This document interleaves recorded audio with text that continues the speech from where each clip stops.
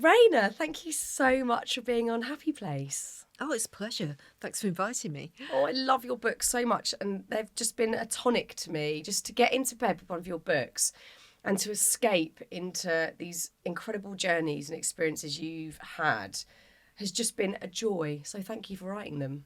Oh, no, I mean, it's great to have put ghost stories out there and for people to connect with them. So I mean, it's they've great that you enjoyed them. massively connected. Like your first book, The Salt Path, which I literally couldn't put down, has been unbelievably popular for so many reasons. For anyone that hasn't read this book, it might be a good idea that we just sort of cover that quite large story, just so people have an understanding of what the subsequent books are based on, and I think also how you've helped so many people, because I think you've helped a lot of people in terms of having hope, but also making a big pivot in life and doing something very spontaneous. So if you could take us back to, I guess, the summer of 2013, or you might want to go back even further, I don't know. 2013, probably just go back a little bit further. I'd been living in this place in Wales that I'd bought with my husband, Moth. It was our dream home, a place we'd thought about for probably a decade before we actually bought it. It was a ruined house in the hills, holes in the walls, and the roof was falling in, but it was exactly what we were looking for. And we'd spent 20 years of our lives restoring the place, building it and converting the outbuildings into holiday homes so people could come and stay and share the place with us. And it became not just our home, our family home, but our business, it was the main source of income, but where all of our life was tied up. So the whole framework of our life was contained really within that property.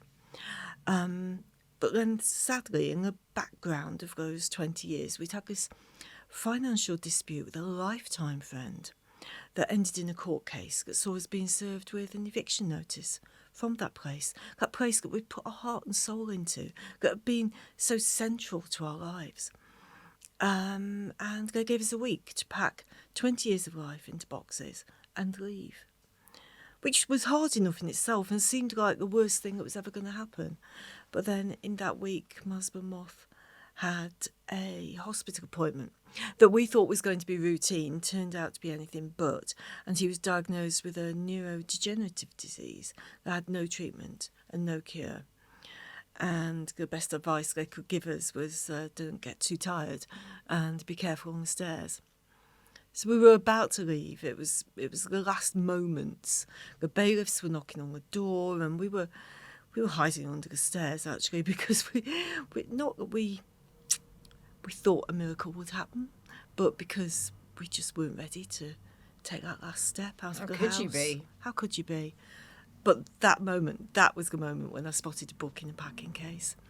And it was a book about a young man who'd walked the southwest coast path with his dog. And just then, in that awful moment, it seemed like the most obvious thing to do. Fill a rucksack, go for a walk. Why wouldn't you? I was so taken aback by that, reading The Salt Path, that you had the strength, I guess, and the energy with all of that going on, which is emotionally depleting, physically horrific to go through, because you're having to just move your whole life out of, as you say, your home, your heart, your soul, like everything that you'd built. And rather than go, right, how do we start again? What is possible? You kind of pushed it to one side for a bit to have this time and space to go on this epic walk, and you didn't have an end date, or you had like a loose idea of where you'd like the walk to finish, but really it was like, let's just get a backpack and walk. And I find that just remarkable that you had that inner strength, and that I guess there must have been something deep within you that was intuitively pulling you towards that walk. I think at that moment when we said yes, let's walk, I think it was just the idea of following a line on a map, because at that point it was, as I said, all of our lives were wrapped up in that property. So it was like the whole framework that we'd built, everything that we'd built over the previous 20 years, gone, and it just left a void. So the idea of following that map almost gave us a sense of purpose, a sense of reason particular days a reason to go on, because at that point I think I felt like there was no reason. Yeah. Later, thinking about it later, looking back, analysing it a bit more in the second book, maybe I can see where those choices came from. But at that moment, it was just about that map. Yeah. And, I thought that I'd done some big walks, but they pale into complete insignificance in comparison to your walks. I did a couple of treks in my 20s. Did the Inca Trail, which I absolutely loved. I did Kilimanjaro, which I absolutely loved. But they were very organised, and you have, people there, guides showing you where to go, and you have help putting your tent up at the end of the day. There's a food tent. But you guys were quite literally wild camping. You had a tiny tent that you would just have to pop up wherever you could see fitting, which was much more challenging than you'd actually assumed, right? Yeah, it was really quite difficult. We couldn't use campsites because we really just didn't have enough money to afford to do that. So wild camping was the only option, really. So the tent just had to go wherever we could find a flat patch, away from people, away from where we would cause any problem or difficulty for anybody else. And that's not easy to find. No. Yeah, but we did end up spending night after night on headlands, in woodlands, on beaches. And that became the most remarkable thing about that walk, was that sort of sense of being part of the wild landscape around us, really. Yeah, and obviously that took some time, because the first sort of initiation into that walk was tricky, and you had very small amounts of rations of food, and at times you didn't know where your next meal was going to come from. But like you say, there was so many incredible, and I'm sure at the time felt quite sort of surprising positives that came out of this really treacherous time for you. One of them being that Moth's health seemed to really improve on this first walk on the Salt Path, where you started in, was it North Devon, and then you moved right down to South Devon, South Cornwall. Yeah, And it follows the whole coastline from Somerset, North Devon, Cornwall, South Devon into Dorset. So it's the whole of the southwest. Yeah, really. Huge walk. And as you say, at the start of us talking, you were given this loose advice, don't let him get too tired, don't tackle stairs, chill as much as you can. And you did the absolute opposite. Like, you could not walk anymore if you possibly tried, day in, day out, sleeping on the floor in tents. But you both started to notice these improvements. So first of all, can you just tell us the nature of CBD? What does that mean for a human body? What are the symptoms, and how did you see those symptoms dissipate over time? Yeah, well, corticobasal degeneration, it's a neurodegenerative disease. It's known as a tauopathy because it sort of originates from the tau protein in the brain not functioning as it normally would, and sort of causing almost a bit like plaque on your teeth, but in the cells in your brain. And it affects so much of the body's movement initially. Initially, it sort of manifests as coordination issues, and people have problems with walking, with fine motor issues. But then it develops into something far more aggressive that eventually can affect the way you think, the way you process, and eventually leads to swallowing difficulties, which inevitably don't end well. So that was the prognosis we were given. That was the future we were given. And quite a short lifespan in terms of being diagnosed, and how much longer Moth had at this point. Yes, because he'd had symptoms for quite a long time by that point. So on the average of lifespan of people with CBD, he was well into those years. I mean, it's unbelievably just catastrophic to hear that diagnosis. You've been with Moth since you were a teenager. He's the love of your life. And all of a sudden, not only are you losing your home, but you're being given that news in the same week. I still kind of can't get over that you just didn't go, fuck this, I give up, I can't take anymore. Yes, but you've said it there, Fearne. He was everything. We'd met when I was 18 in a college canteen. I'd looked up and seen this young man across the other side of the canteen, dipping a Mars bar in a cup of tea. And just in that moment, I just knew without question that he was the one, and then we had spent the rest of the whole of my adult life with him, and just the idea of letting go of that seemed utterly impossible. So to not do something positive, as the walk turned out to be, would have needed us to do something that accepted all that negativity and accepted that we were in a really bad place, and also that this diagnosis was real, and that Moth's time with me was going to be short. I couldn't accept that.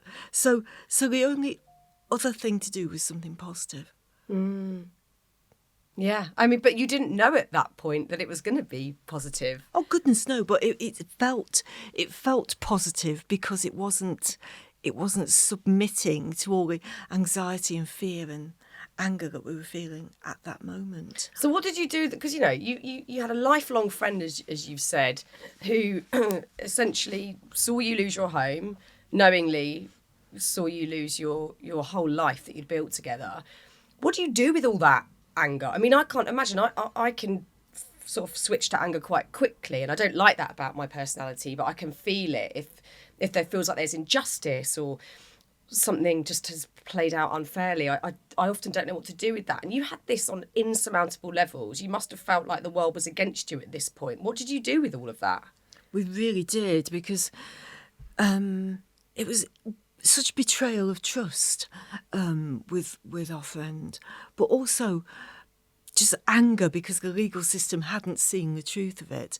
So there was so much anger, so much bitterness. And I think had we not taken that walk, that would have come to define us. Yeah. It would have overwhelmed us, and that is what we would have become. But there was something on those headlands, something about just being there in the environment, taking the next step, just climbing the next headland, that somehow allowed that to wear away. I don't know, in the book, I describe it like having jagged stones in my pocket.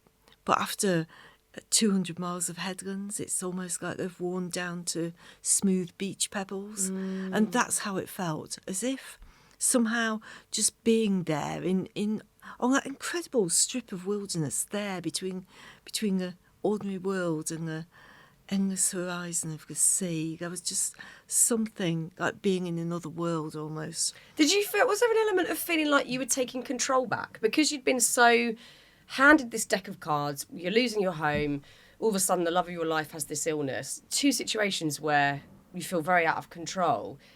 Did this sort of choice of, we're going to do this, we've made our own mind up and we're going to do this walk, and it's not the conventional thing to do, did that somehow feel safer or grounding because you had some control over it?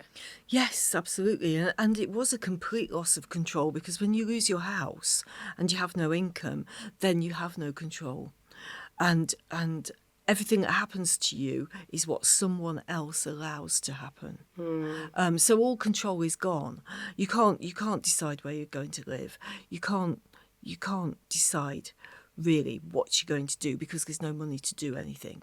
And control and self-will almost dissipates. And when you've had that your whole life, when that has been your normal life, you drive your life forwards, and suddenly you can't do that.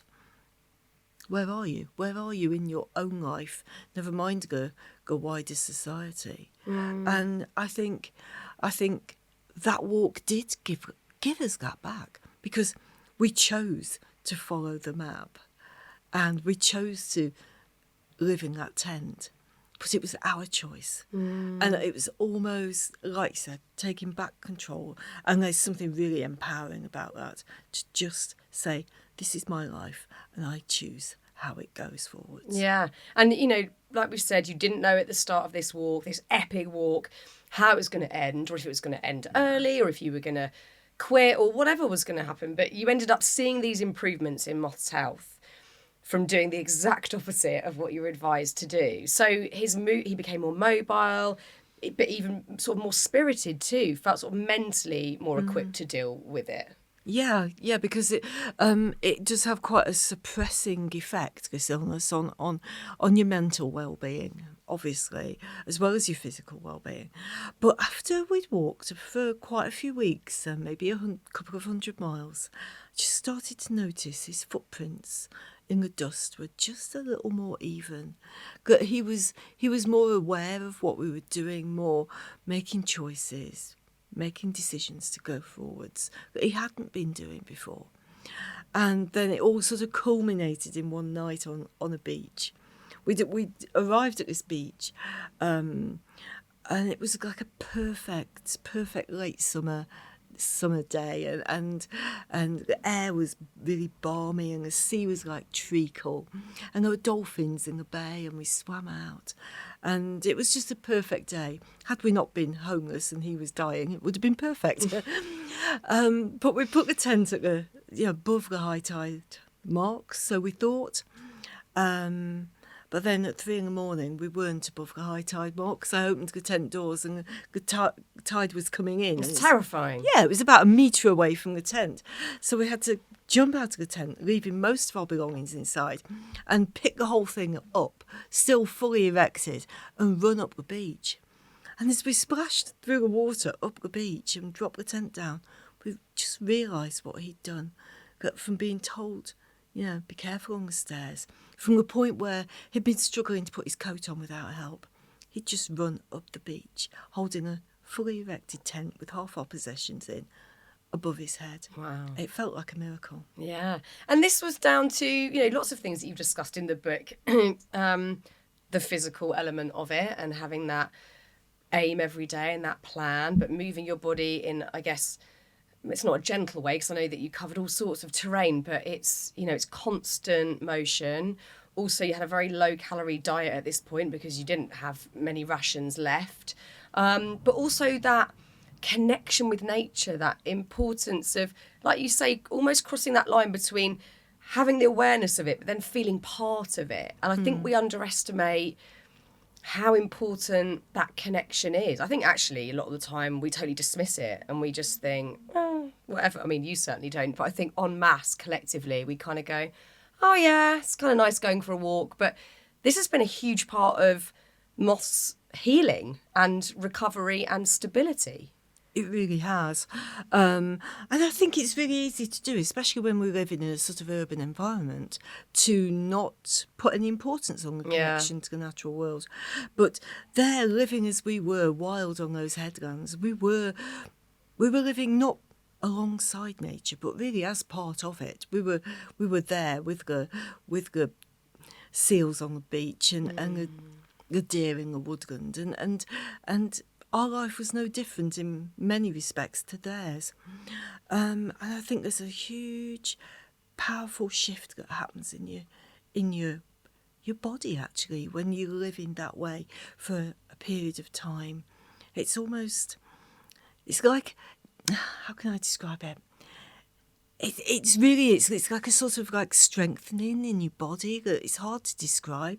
But I noticed it happen in Moth over those weeks, and it's a connection to the natural world. It'd be really easy for us to be observers of the natural world, because that's how we live. We live apart from nature, don't we? Yeah. We live separate to it. So to actually admit, even to ourselves, that we are part of it all, is something we don't really do, No, it's hugely sad that we don't. Yeah, I just came into your house this morning, and just opposite the door, there was a squirrel jumped from one side of the railing to the other in front of me. And I think we watch these things, don't we? We watch that squirrel jump But what's the difference? What's the difference between that squirrel jumping across your railings and me walking up your steps? Yeah. There's no difference. I know. We're the same, and we inhabit this same space. So we must, in that way, take something from that. I mean, I found research that says that our bodies actually chemically interact with the plant life around us. If that's the case, then we need the natural world on a really physical level. So it's got to be beneficial. I notice it when I'm swimming in the sea, which I love to do. And I love it for almost inexplicable reasons. It's a visceral experience and it just feels incredible. And also with my 9-year-old, when he's by the sea, if the sea's really rough, he comes alive. Like he just stands at the waves with his arms out. And we're watching him like, oh my God, something's going on here. And it is, I think kids also that don't try and overthink or articulate what's going on. So he's just in it. And the waves are like crashing near him and he's feeling it. And we're just so disengaged from it, which I think is probably one of the reasons that we have this sort of mental health crisis going on, but also many new physical illnesses that have cropped up in the last probably 100 years. And it's just that, like you say, like the language is very, we've normalised the notion of, that's nature and we're humans, which is completely abnormal. If you'd gone back thousands of years ago, there would be no distinction. It was just we are part of it all. And you've had this extreme experience of not only feeling it, but also being with your husband who obviously has had this illness that you could see visibly and then watch it decrease. That's so powerful. It's really powerful. I mean, he was moving his body in a way that we're physically made to do. Yeah. We're physically made to walk. And so he was just walking, re-imprinting those memories of movement, the muscle memory of movement. With every day, every step, the muscle memory of movement that the tau protein in his brain is wiping out, he's re-imprinting. So in that way, by just doing the thing he's built to do, his brain is finding ways to bypass the bits that are shutting down. They're opening up in other ways. Yeah. And that's an incredibly powerful thing. There's a huge, powerful connection there between being our natural selves and our well-being. Yeah. Physical, mental well-being. It's all part of the same same cycle. It makes me think, I wonder how many different illnesses, whether mental or physical, as you say, it's all the same, that if doctors said, go out and have a walk in nature every day, or go and, sit in a lovely place of nature every day that makes you feel good, rather than stay inside, don't move, rest. I wonder how many more people could be helped by introducing that notion of just the simple stuff, like being out in nature and, like you say, if you can, walking and the real basics. I think, again, it's just often sort of overlooked, but it's so, so powerful. It's such an important part of how we are as human beings. It's just a simple thing. And it's not prescribed, is it? No. We know now, we're so aware now of how helpful the natural world can be for mental health. Yeah. But it's only just starting to be thought about even, because it's also really important to our physical health. Yeah. Starting to meet, as I've been on book tours, talked about the book with so many people, starting to meet people who are occasionally coming to me and saying, I have this illness and I've walked and the symptoms are held at bay. Only 2 days ago I was talking to someone who had Parkinson's. Similar, slightly connected illness to Moth's. Yeah. And she walks every day. Every single day she walks 5 miles. Every day. And now, 15 years into her Parkinson's. Wow. She has a slight tremor. She doesn't take medication. It's not going to fix everybody, but why not get out and go for a walk in the trees? Absolutely. Why not? Why not try? Never a bad idea, is it? It's I've never regretted going for a walk, ever. Like after I had sort of collated all my notes for yesterday, I was like, I'm just going to take note of Raynor here, and I had a massive walk, way longer than I would normally walk, because I'd normally think, I don't want to get overtired when the kids get back from school. I just kept walking. I felt bloody brilliant. Like you never ever regret it. And I want to. I'll go back to talking about health in a minute when we get onto your latest book that I also loved reading, Landlines. But before that, continuing on the Salt Path note, lots of surprising things are in this book to read about, but also things that you experienced. And one of them being wonderful and awful, and that is how other people react to you when you are out on a very long walk like that. So you've got the kindest of kind coming out when you're meeting people and you don't have food and you don't have shelter, and people offering you lifts or food or, well, within this book, a place to stay, which is, I think, again, we underestimate that is possible when we're out and about. We just sometimes think, oh, I'll be ignored, or people are rude, habitually or whatever. But you really experience that kindness. But on the very harsh other end of that, the discrimination towards homelessness is sadly much rifer than I had wanted to believe. I think, we all have an awareness that discrimination exists, but the amount of abuse that you got, people just talking to you very unkindly or walking away if you mentioned that you were homeless, is sadly very shocking and very prevalent. And I know that homelessness is something that you've put a lot of thought and energy into since writing The Salt Path, and the activism around that.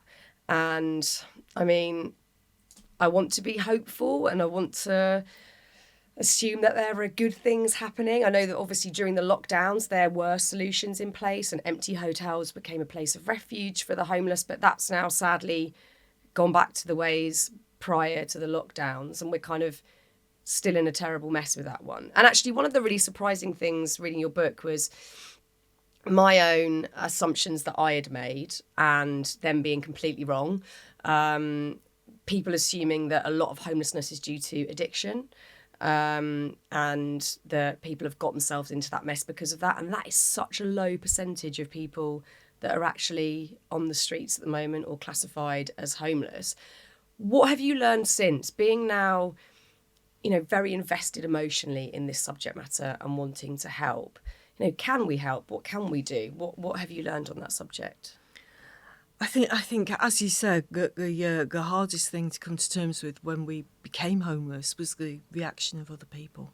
To find people actually physically recoil from you when they found you were homeless was shocking. It was shocking, and it took us probably to the lowest place, that place where you question your whole sense of self.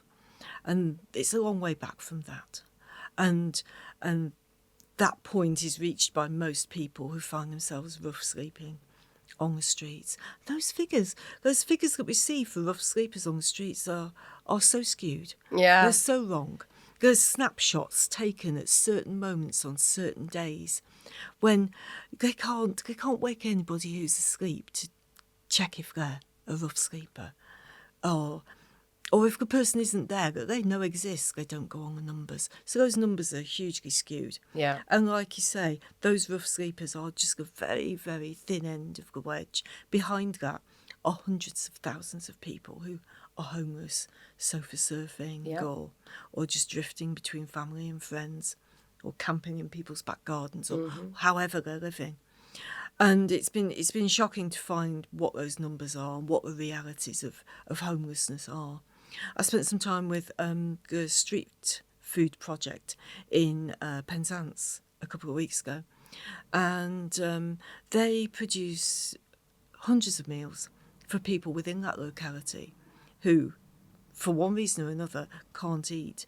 But they were telling me that in their local Premier Inn were 80 families who were there because they had no home. 80 families in that small place who weren't allowed to go and eat in the connected restaurant because they were there as homeless people. And so they were being fed by the street food project. And that's the attitude that we take. And I think, yes, we solved it all during lockdown. We solved it because it was everyone in. But then afterwards, it was everyone back out again. Yeah.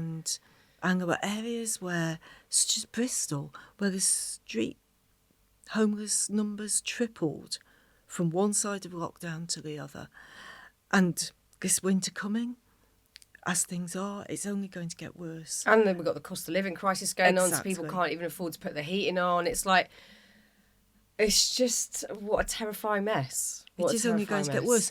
But if it's not being addressed from the top down, which it isn't, No. then the only way to deal with it is from the bottom up, Yeah. as far as I can see. And the only way we can deal with it is to say, these are our homeless within our community, within our area. These are the people who need the help.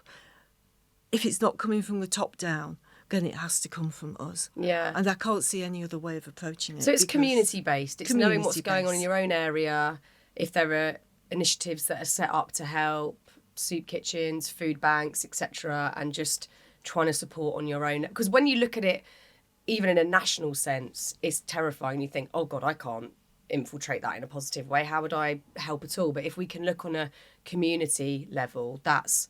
Because like you say, it's probably never going to come from the top. No, it isn't. It isn't. But it's a problem that we have, that we hold as part of our society.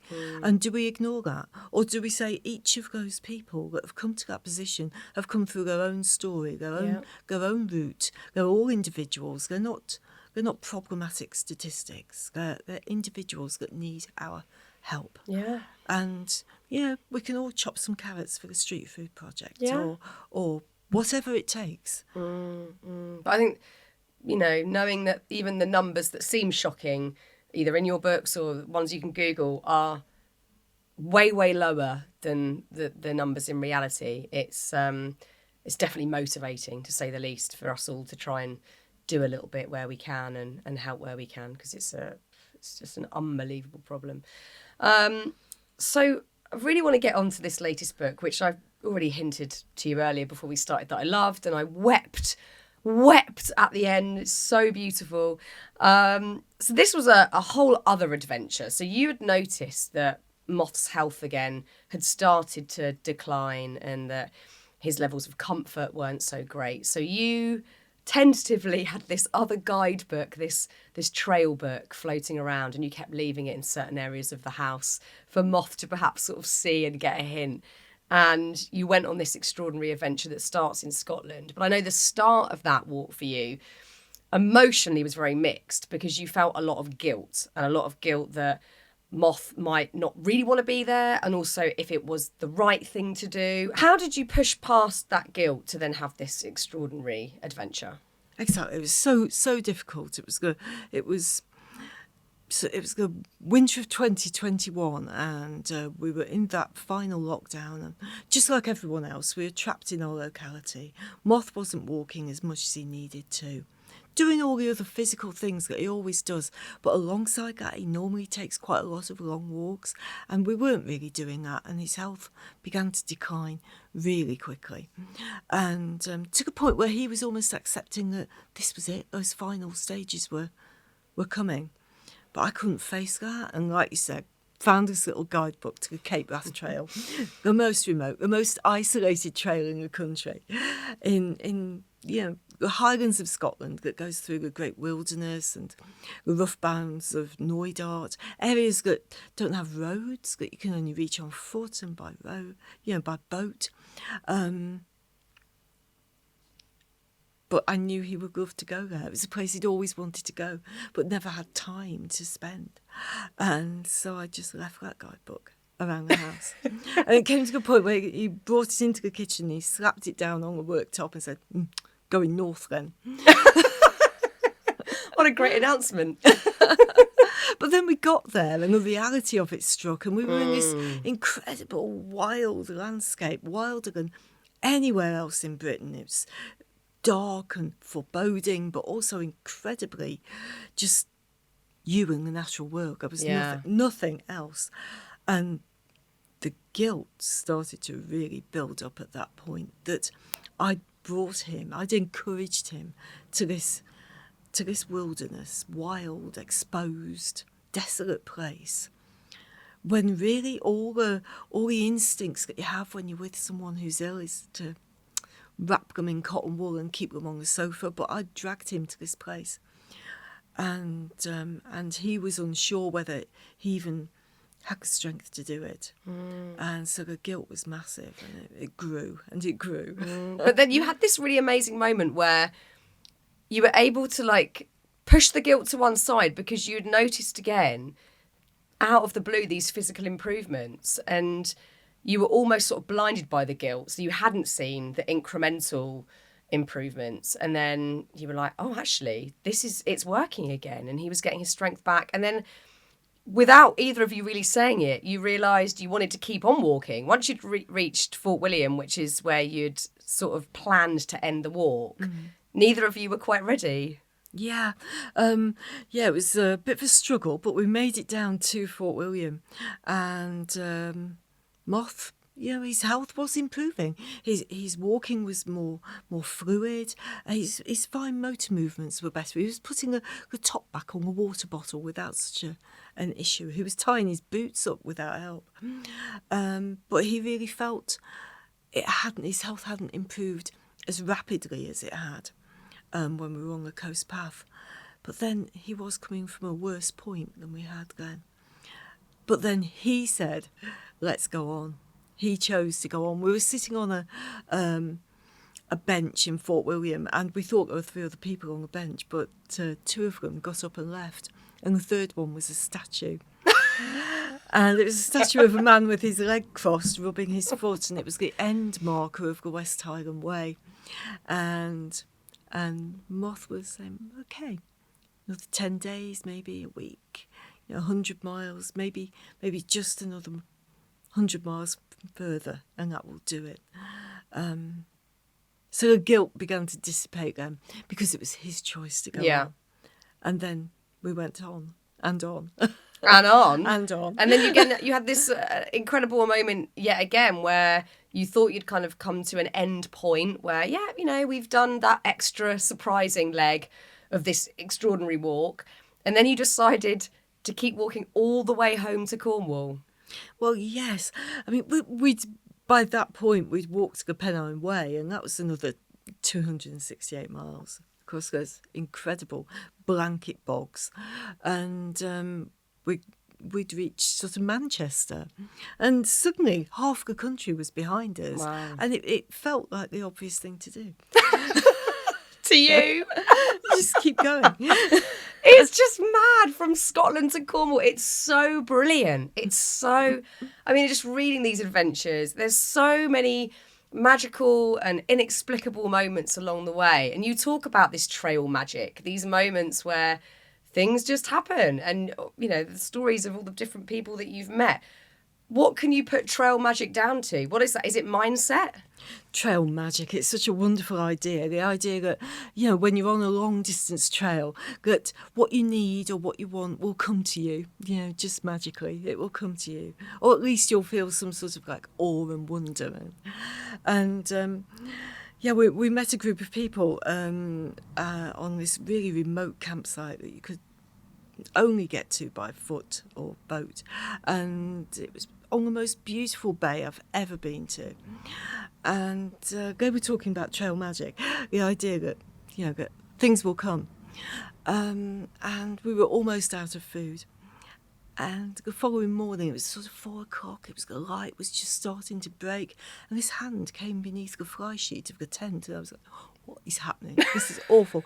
And this hand put a Mars bar and some Haribos into the pan that was under the fly sheet. And I was about to say something, but I saw this outline of a person put their finger to their mouth and go, shh, it's trail magic. It was wonderful. But that's what it feels like. It's the idea that on those long distance paths that they induce some sort of like honesty that we don't have in normal life, because in normal lives we're so guarded and careful. But when you've been walking for a long way, then people, and it seems to happen that everyone you encounter, that has walked a long distance can have that same sort of sense of openness and willingness to share, not just the Haribos, but to share themselves. Why do you think that is? Is it because you know that you've just met another bunch of people that are perhaps also just thinking more about survival than happiness or everyday shenanigans, that, you know, our minds are full of nonsense a lot of the time in everyday life? I think you've said it there. It's about the happiness, actually, because I think when you've walked all those miles, somehow you've sort of shed those layers of anxiety, those layers of madness, those layers of concern about everyday sort of things. And what you're left with is something a little more raw, something a little more real. And that's what you're encountering. You're encountering the depth of someone. Yeah, there's no suit of armour. The surface. Yeah, because we're all sort of turning up with, like, we want the person that we're with to see the best version of us, the energetic version of us and the put together version of us. And actually, in that circumstance, you know, I can think about even the little walks that I've done, probably on day 4, and you've done a wee in front of your mate or whatever, and you think, actually, I'm not putting on any front. I am just going to be straight up me. And that might mean silence, or it might mean talking about something that feels really important in that moment, but you just drop all the layers of stuff and the roles that you carry around with you. And that's on a tiny walk that I've done, but I can't even imagine the levels of, I guess, freedom you would feel in that sense of losing all of those expectations of yourselves and dynamics that you feel you have to involve yourself in. There is perhaps a freedom in that. There is a huge freedom because we carry so much that we don't even realise. Yeah. We think we are just being ourselves and being this wonderful, upfront, loud, vivacious person, whereas actually we don't notice ourselves building that layer upon layer upon layer of shell that creates that. It's like today. I arrived here after 3 hours on the motorway, after not going to bed till 4 o'clock this morning. Oh, God, Raynor. And last night, having done the washing for the first time in 2 weeks, and then realising this morning that I was going to come and meet Fearne Cotton and I had no dry clothes. So I came here in the most random outfit, having not washed my hair since the gig last night. It was very hot. Your very hair looks sweaty. amazing, by the way. And knowing that my face has had a massive breakout because I've eaten cheese and I'm allergic to it. It gets better. But that's what you encounter on a long distance trail, is that person in the raw, that real person that's underneath the So you the met layers. the real you. Yes, and that's the thing. You don't know the real you because we never give ourselves the opportunity to find it. I don't know if I've met the real me. Like, maybe in tiny snapshots, like giving birth, or like those moments where you do just have to get rid of all, like, everything. The pretension. All the goes pretension. out of the door. Yeah, like in labour, certainly, when I'm sort of like was roaring like a lion, I was probably, I didn't care what anyone thought, and it's those moments are few and far between. Whereas for you on these long walks, that's an incremental shedding where you go, oh, and did you have a moment where you were like, oh, this is me, this is nice? I think there was a moment on the south coast of the coast path when we were just leaving Falmouth and it was very, very crowded. It was summer. There were lots of people eating scones and jam and there were wasps everywhere and beer and people everywhere. And we took this tiny ferry over to a place called Place. And suddenly we'd left all those people on the other side of the water and there was no one on the other side. And we carried on walking and we went into this part of the coast path where there was loads of undergrowth and it was almost like you were walking through tunnels of blackthorn and gorse and brambles and I almost felt like a rabbit disappearing into the undergrowth, and that sense of, here I am, this is me, here I am, not that person I think I am, but here is the real person. Yeah. And I think ever since that moment, I think I've held on to that knowledge that however many layers we have to put on for life, sometimes you have to take them off again and find what's underneath. Yeah, it's difficult because now, you're sort of integrated back into the chaos of everything. Your book tours or the shows that the musical shows you've been putting on, or doing press for your books like this. It's much harder to feel that sense of, I know who I am, and it is this, being that's connected to the nature that likes peace. And, I know myself as much as I can. As I've got older, it's certainly got easier to detect, oh no, this feels right.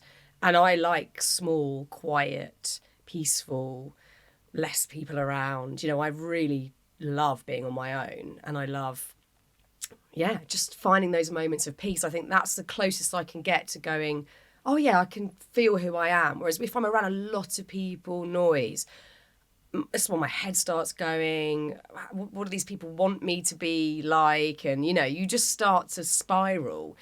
So I can imagine it's a lot harder now. You're not on a path every day, waking up in a tent with that beautiful nature and all around you. Maybe it takes more effort to lose those layers. I think I have to do it consciously now. Yeah. Rather than, when you're on a trail, it just happens without you noticing.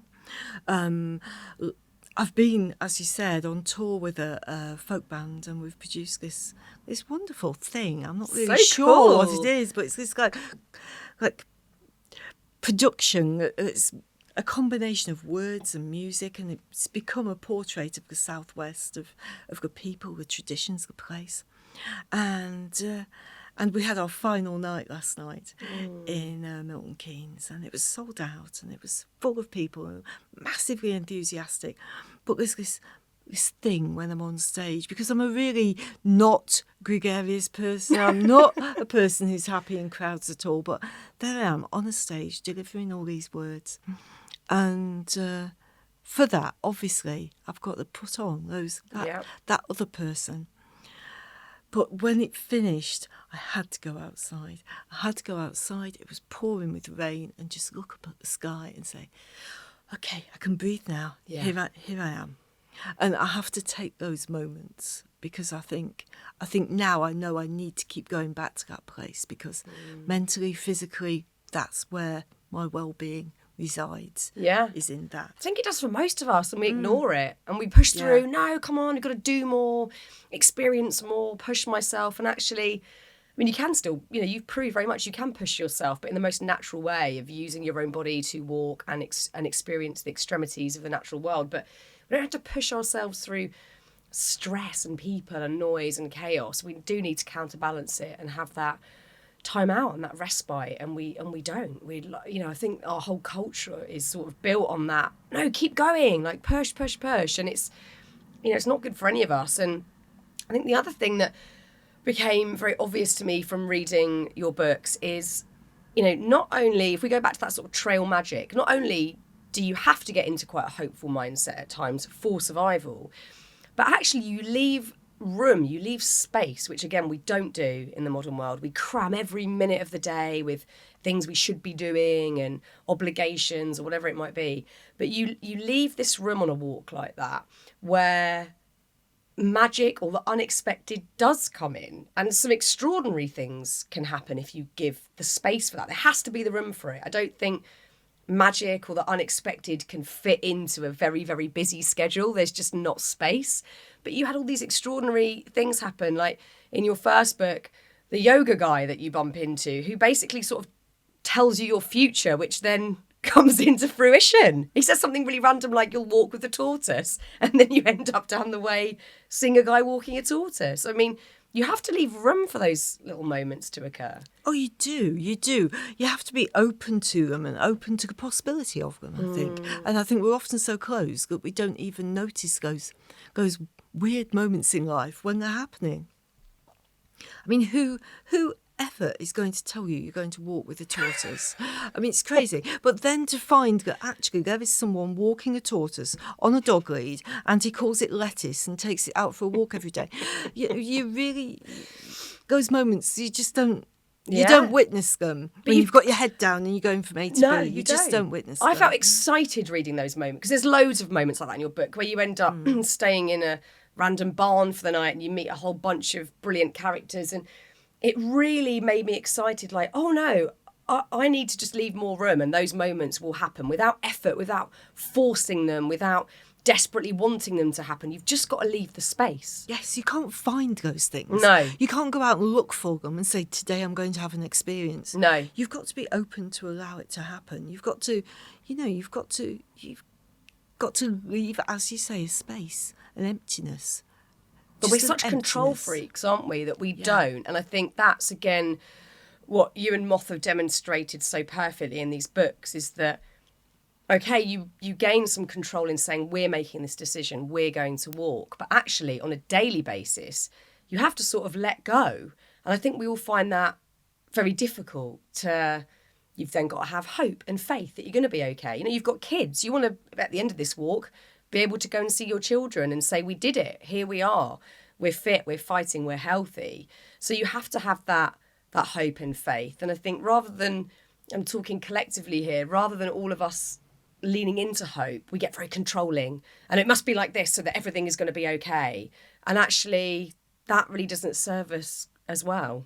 I think we all think we can plan our way out of every situation, that by making a schedule, then everything will work out and it will all be okay. I hate it. We all do, and the busier we get, the more we do it. Yeah. But sometimes I think if you just allow yourself that space, then things can take their own route. They can take their own course.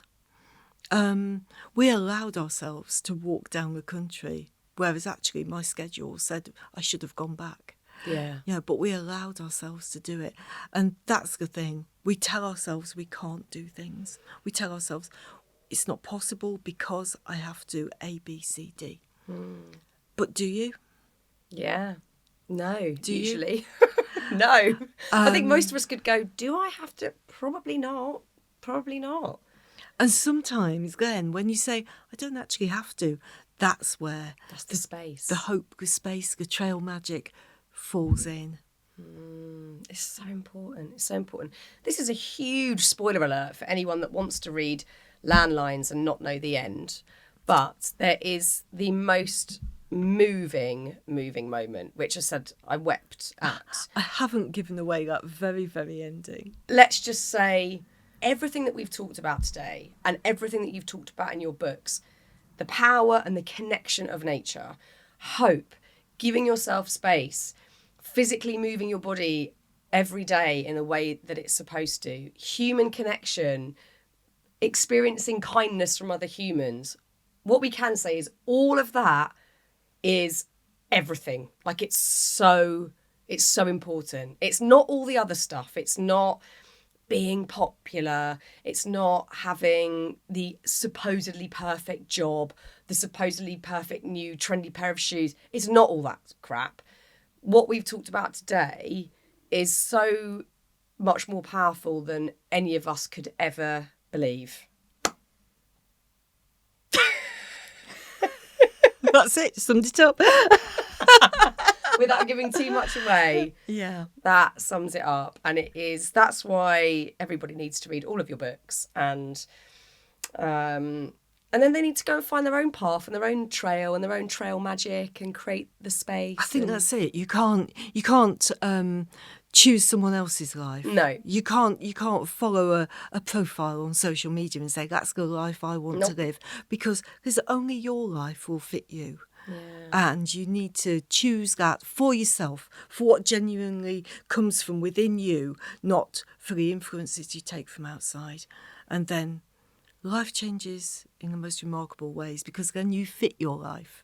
Yeah. You don't fit someone else's life. And then you don't fall short, because I think when you're trying to be someone else or replicate someone else's path, success, whatever it is, you feel, and I've definitely done that when I was younger, sort of emulate other people. And then you feel like, well, I'm not hitting the mark. It's not, I don't feel anything, or I feel like I'm failing or whatever. I'm not as good as that. I'm not as good. Yeah, the comparison. Yeah. But when, everything that you've done since that, diagnosis of your husband and losing your house, everything you've done has been from within. It's been a turn inwards, a look at what you really feel, your intuition, those guidebooks pulling you without you being able to even make sense of your next step, your next decision. It's all been that gut feeling that I think all of us want to experience and trust, because I think you do have to trust it. You can feel it, but you've got to then trust it to do the action bit as well.